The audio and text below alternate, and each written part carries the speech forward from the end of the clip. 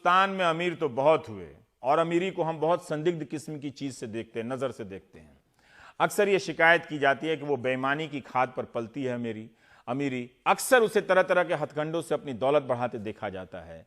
लेकिन इसी काली कोठरी में कुछ उजले नाम भी हैं। ये बात अजीम प्रेमजी जैसे लोग बताते हैं।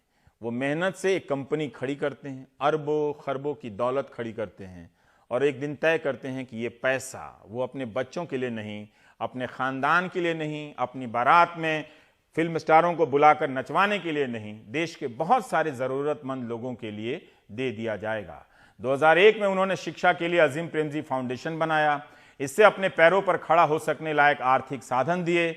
तब से अब तक अजीम प्रेमजी फाउंडेशन शिक्षा के क्षेत्र में शानदार काम कर रहा है। उसकी अपनी यूनिवर्सिटी है, अपने स्कूल हैं, शिक्षकों को समर्थ बनाने के लिए संस्थान है। खास बात यह है कि इन सारी संस्थाओं का कामकाज दूर दराज के इलाकों में गरीब लोगों के बीच हो रहा है। एक से एक निष्ठावान प्रतिभाशाली नौजवान इससे जुड़े हैं और अजीम प्रेमजी इसके साधनों में कमी नहीं आने देना चाहते। कल ही उन्होंने 53,000 करोड़ इस फाउंडेशन के लिए और दे दिए। इस अजीम शख्सियत पर एक नजर।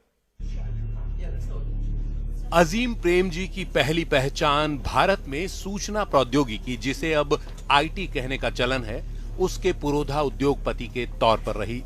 विप्रो लिमिटेड को उन्होंने देश की बड़ी कंपनियों के बीच ला खड़ा किया। वो भारत के सबसे अमीर लोगों में शुमार किए जाने लगे। आज की तारीख में भी वो देश के दूसरे सबसे अमीर इंसान हैं।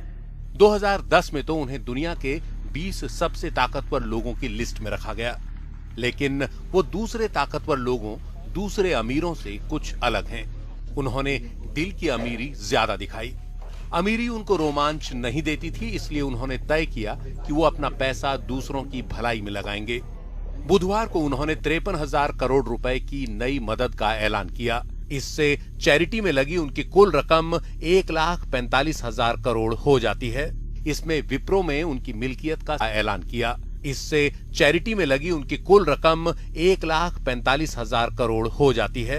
इसमें विप्रो में उनकी मिल्कियत का 67% हिस्सा भी शामिल है। ये रकम 2001 में बनाए गए उनके अजीम प्रेमजी फाउंडेशन को कुछ और मजबूती देगी। He is a true nation builder. I think philanthropy is not something which वो सच्चे अर्थों में राष्ट्र निर्माता हैं। परोपकार हमारे देश के लिए नई बात नहीं है। भारत को बनाने में टाटा बिरला जैसे परोपकारियों की भी भूमिका रही है। लेकिन मुझे लगता है कि इस दौर में अजीम प्रेमजी ने अलग रास्ता दिखाया है और इसे नई ऊंचाई तक पहुंचाया है। Definitely, I think Azim Premji leads the way, and he has basically taken philanthropy to the next level. Azim Premji foundation अपने आप में एक अनूठी संस्था है। इसका अपना विश्वविद्यालय है, अपने शिक्षा संस्थान हैं और ये संस्था छात्रों के अलावा शिक्षकों की काबिलियत बढ़ाने के लिए भी काम करती है।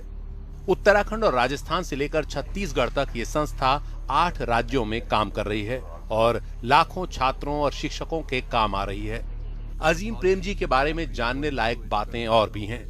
वो गुजरात के कच्छ से हैं, लेकिन मुंबई में पैदा हुए। उनके पिता मोहम्मद हाशिम प्रेमजी बड़े कारोबारी रहे। जिन्ना चाहते थे कि वो पाकिस्तान चले जाएं, लेकिन अजीम प्रेमजी के पिता ने इनकार कर दिया। खुद अजीम प्रेमजी ने स्टैनफोर्ड यूनिवर्सिटी से इलेक्ट्रॉनिक्स इंजीनियरिंग में ग्रेजुएशन किया। अजीम प्रेमजी को बहुत सारे सम्मान मिले। पद्म भूषण और पद्म विभूषण समेत कुछ लाइफ टाइम अचीवमेंट अवार्ड भी उन्हें मिल चुके हैं। लेकिन ये सच है कि उनकी शख्सियत इन सब से कहीं आगे की है। एक ऐसे समय में जब पैसा इंसान से बड़ा होता जा रहा है, तब अजीम प्रेमजी दुनिया को दिखा और सिखा रहे हैं कि कैसे सब कुछ छोड़कर आप कहीं और ज्यादा अमीर हो जाते हैं।